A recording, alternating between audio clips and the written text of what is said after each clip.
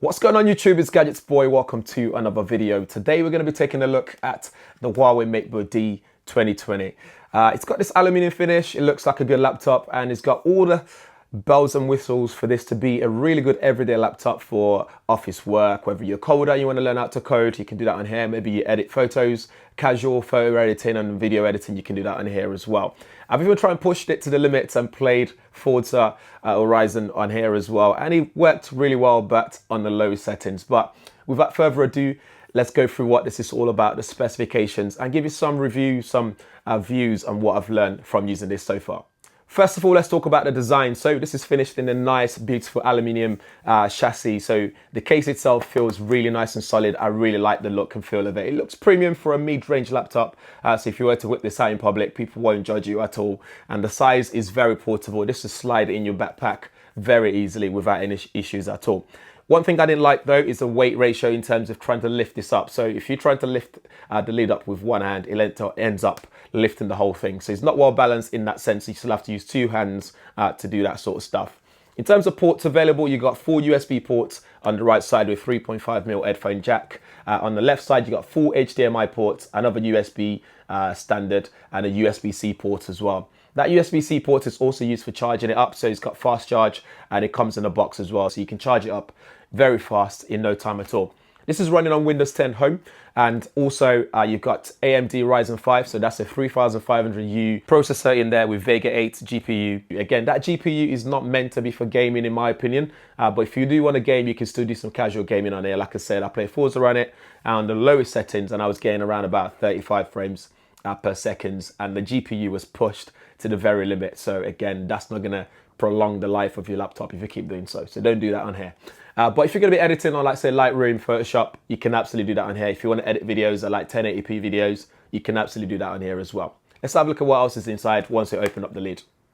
So once you open it up, like I said earlier, you couldn't just flip this open with one hand. The whole thing moves. So you're better off just open it up with two hands like so.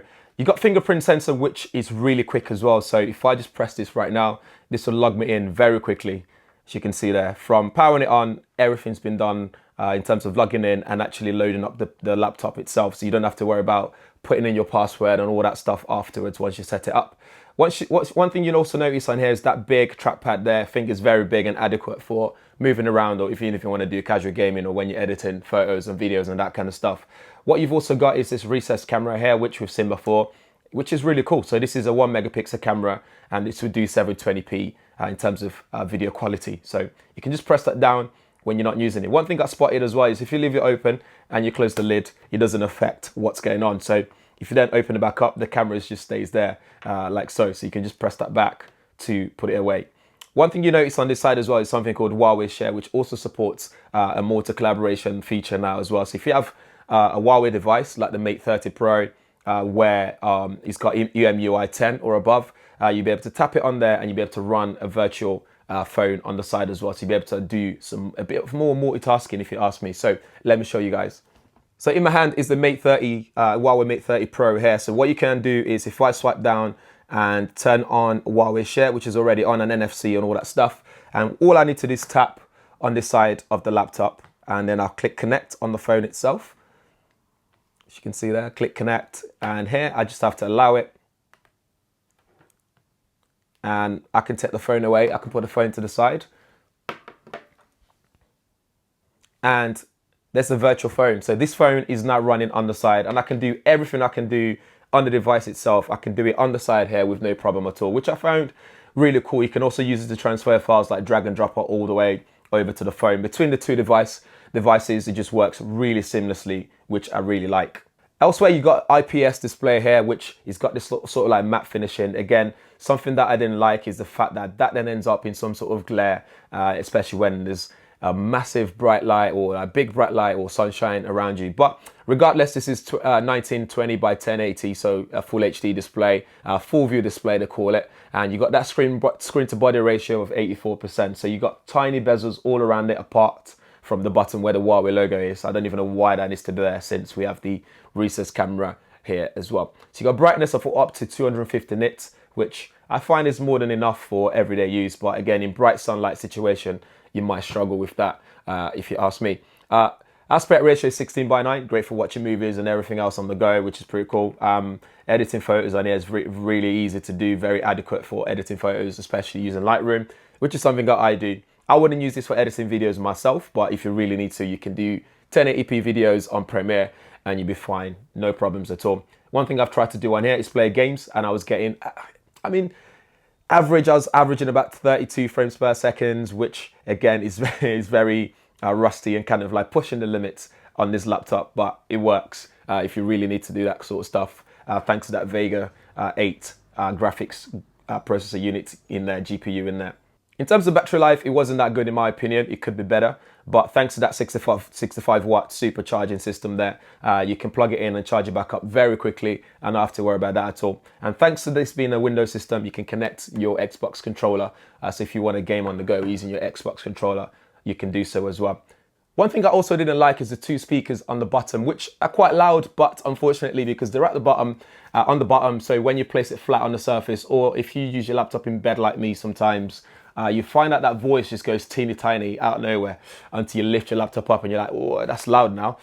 So again, that's something that I wish they placed on the side or the front of the laptop itself. During my time with it as well, it didn't really get hot when I was using it. The only time it did is when I was gaming, playing Forza, because that's quite heavy loaded for the processor and the graphics card to process. So again, it just ends up getting hot. But thanks to that SharkFin 2.0 in there, it means that when you do things like Photoshop, typing up your stuff, watching YouTube, it hardly gets hot. It doesn't get hot at all. It just stays cool at all times. So overall, the Huawei MateBook D is actually a really good laptop for me, D14 to be exact. For around £649, you're getting something that's portable. Battery life is okay, not the best.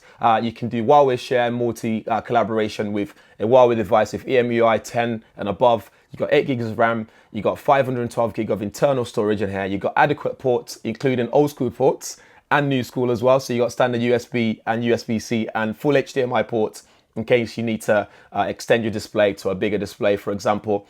One thing I didn't mention as well is this actually flat, goes flat all the way like that, 180 degrees. I don't know why you'd need that. Me personally, it's not something that I would need to use, but it's there available for you if that's something that you want to do. You got fast charge as well, which is something you don't really get on most mid-level laptops or any laptops for that matter. And yeah, and it's got a nice finishing to it as well. Colorful display in terms of colors. It's not the most colorful or the brightest of all out there, but again, for a mid-range laptop, you can't really complain about the level of color that you get and the brightness as well. But I think that's it for the Huawei MateBook D, guys. Let me know what you think in the comments below. If you have any questions, do ask as well and let me know. And if you haven't subscribed, make sure you subscribe and hit that bell notification if this is your first time on the channel. Thanks for watching. I'll see you guys in the next one.